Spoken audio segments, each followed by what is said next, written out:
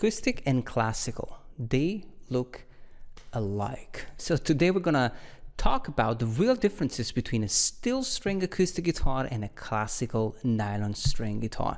It's a question so many guitar players have, especially beginners or students who have been mainly playing one type of guitar, and they do look alike, classical and acoustic. Now, I am lucky enough to have played both classical and acoustic guitar for a long time. I actually started with classical, and I studied it formally, got a degree in it, and that was my foundation. Then in my 20s, I shifted toward acoustic guitar.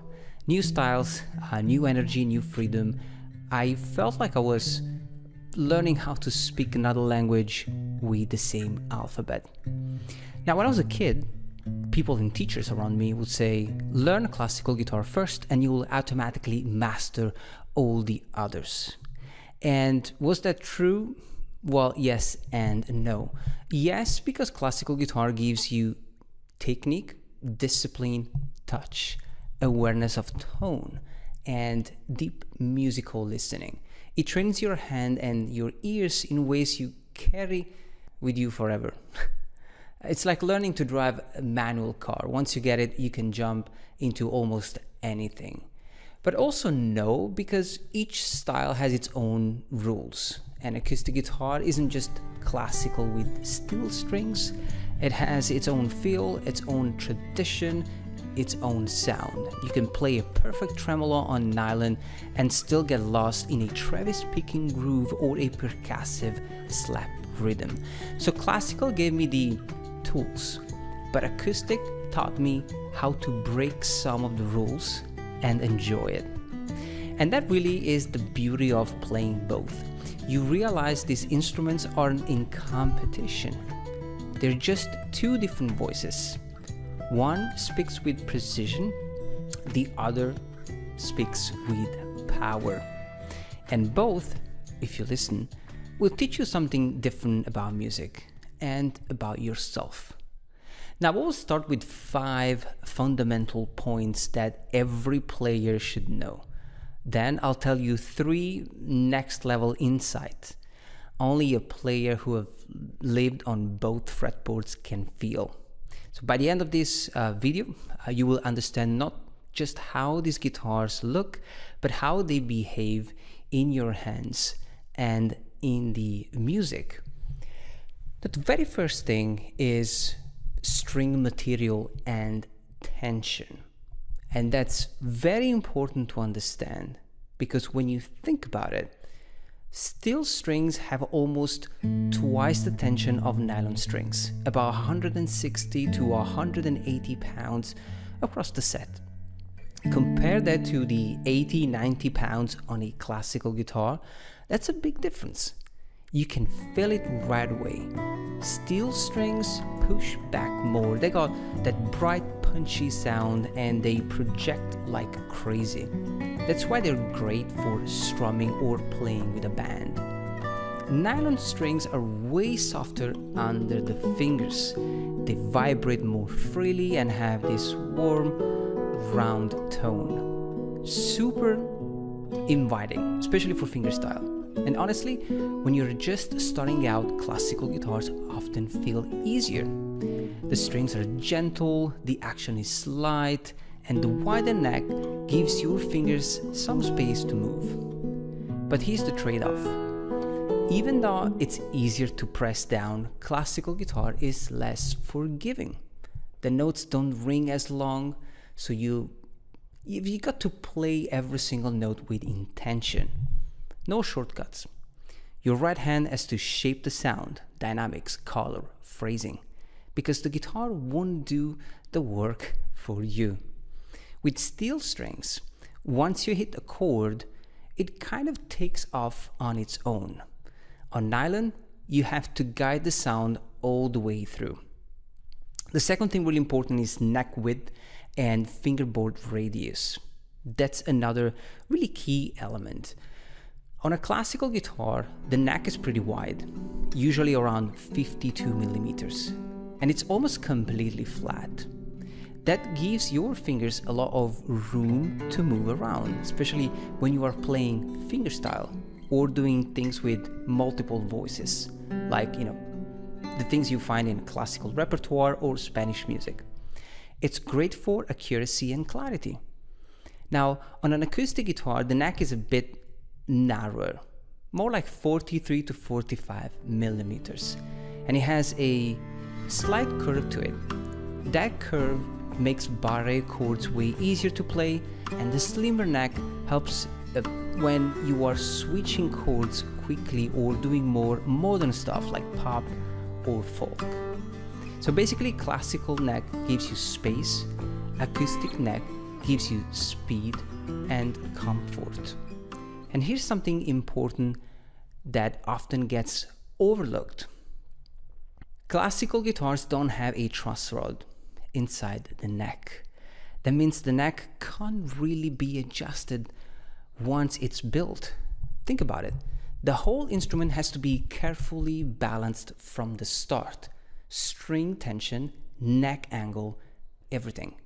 It also means classical guitars don't handle extreme environments well.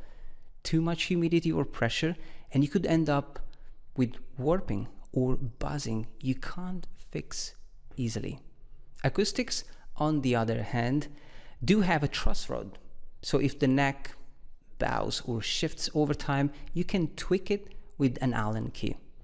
It's a practical feature, especially if you are gigging or changing tunings a lot.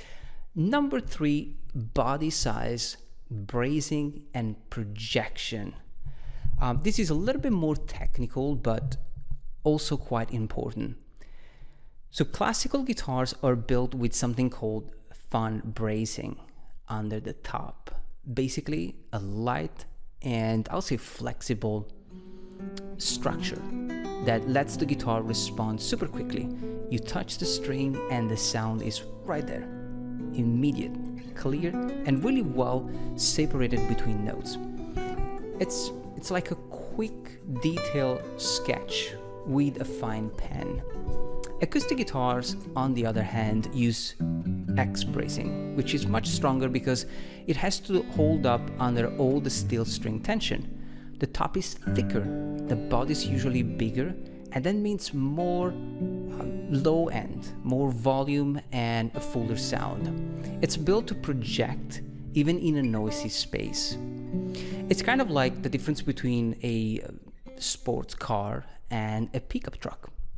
The classical is light, nimble, super responsive, but delicate. The acoustic is tougher, louder, and built to carry weight. Both are awesome, just made for different kinds of roads. Number 4, playing posture. This is another interesting one, and a lot of people ask me about, like, where do you put your guitar? Now, when you play classical guitar, posture really matters. The guitar usually sits on your left leg, raised up with a footstool or one of those supports. It feels super stable, like the guitar isn't going anywhere, which is great when you are doing, detailed finger picking pieces or stuff that needs both hands to move independently. With acoustic guitars, it's way more relaxed. You can put it on your right leg, stand up with a strap, whatever's comfortable. And that flexibility is why so many singer-songwriters gravitate to steel strings acoustics. Because you can move around, you can sing, you can play, you can perform. It's just more casual. It's kind of like classical guitar is a concert pianist's setup.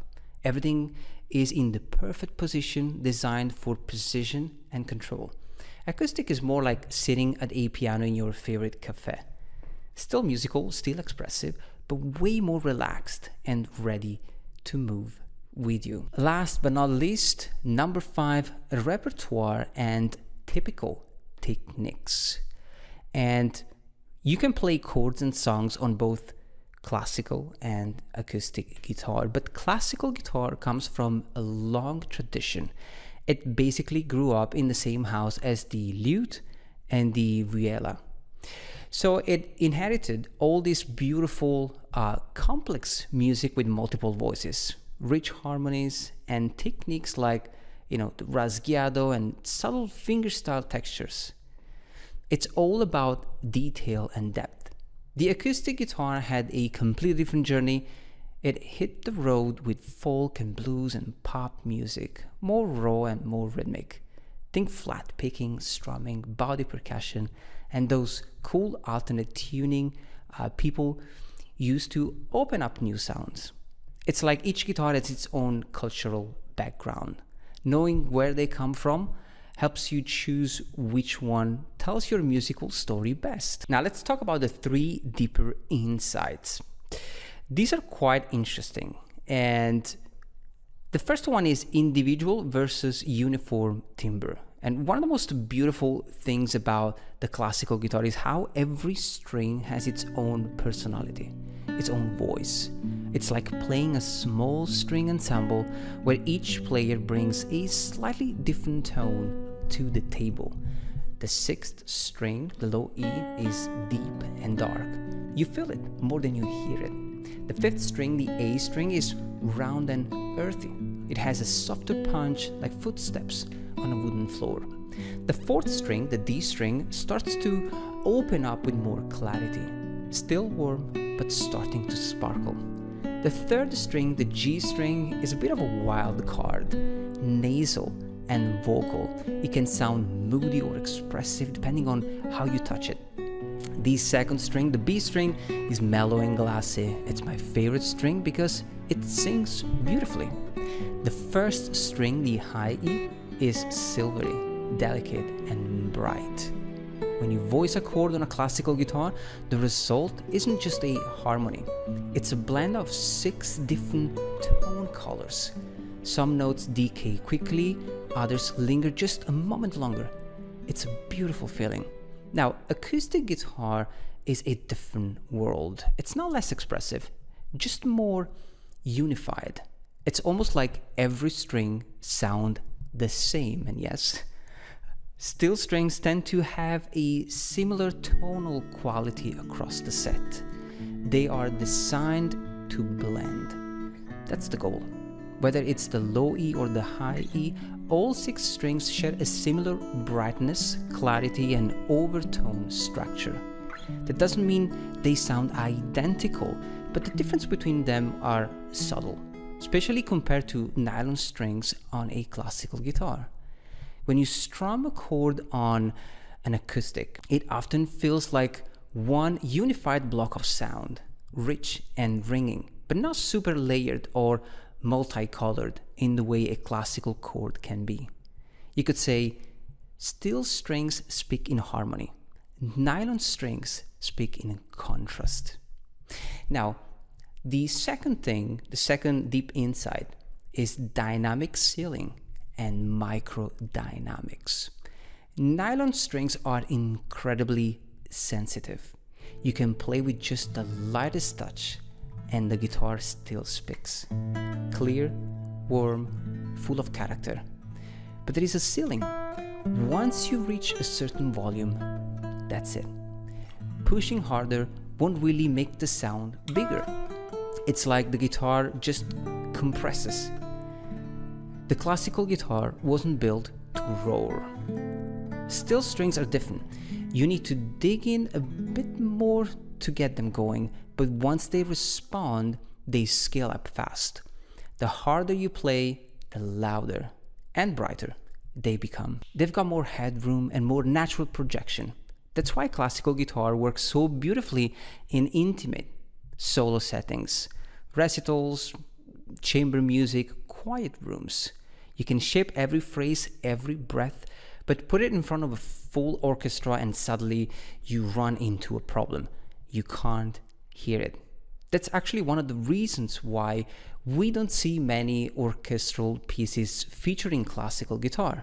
Not because the instrument isn't expressive, it's incredibly expressive, but because it just doesn't have the power to cut through a big ensemble on its own. A great example is the Concerto de Aranjuez by Joaquin Rodrigo. It's one of the most famous classical guitar concerto ever written, and even there, the orchestra is often scaled down or arranged in a way that leaves space for the guitar to be heard. So while steel strings guitar are made to fill a room or a street corner, classical guitars are built for nuance, not volume. They don't shout, they whisper. And if the room is quiet enough, that whisper can be more powerful than any roar. Number 3, let's talk about probably the most important point: fragility. The classical guitar is a delicate instrument. It's built for sensitivity, not toughness. The top is thinner, the bracing inside is lighter, and the whole structure is designed to respond to the smallest touch from your hands. And that fragility, that's not a flaw. It's what gives the classical guitar its voice.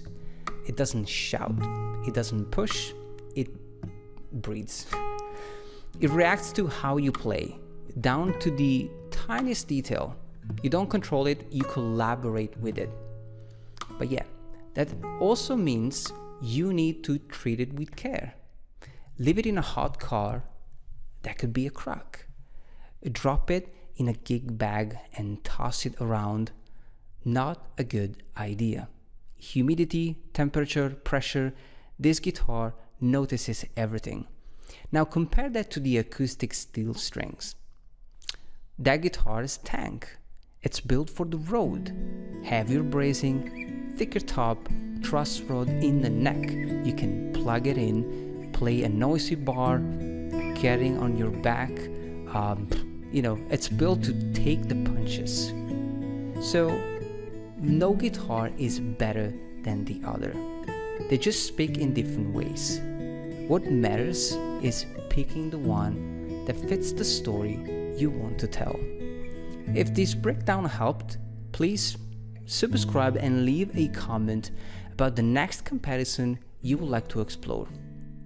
And as always, my friends, thank you, grazie, and see you in the next video.